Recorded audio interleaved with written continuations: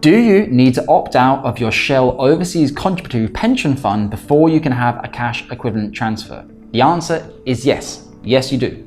Now, this poses problems because if you want to understand what is my cash equivalent transfer value going to be for me to, or for you to make an informed decision as to whether or not you want to give up your defined benefit assets or not, it's kind of a chicken and an egg.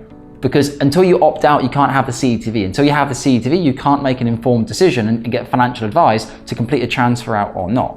We have this situation a lot with our clients at Shell because the majority of you are still working overseas on some type of international contract.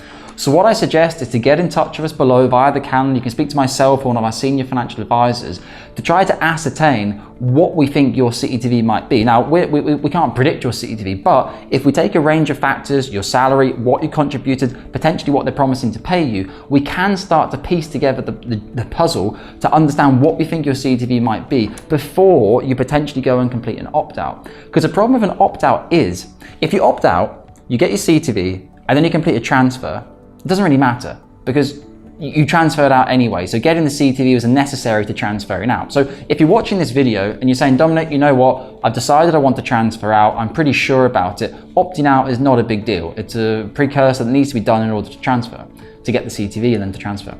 However, if you're on the fence and you're thinking, well, I heard Billy got this and I heard Terry got that, not sure what mine's going to be, it's a large part of my decision, you need to have a bit of a clearer understanding before you go and do the opt-out. Because once you've opted out, you're no longer part of the scheme, and obviously your benefits won't be as great as if you had remained inside the scheme. So really important to get in touch, and what we'll do is we'll help map it out. We can look at historic gilt rates, interest rates. We know exactly at the moment what's happening with CETVs, what a £1 million CETV 2 years ago was worth now. In the team, we always have like a bet. Whenever we have something like that come in, we try to estimate it, and very often our IFAs are only 5, 10, 15, 20 grand out from what the CETV is now compared to where it was before. We can't predict CETVs, but we have a very clear understanding from the gilt rates that are happening in the UK and how that interacts with the cash equivalent transfer values. If you have any questions, let me know. Look forward to speaking with you and building some more clients in the Shell pension. Thank you.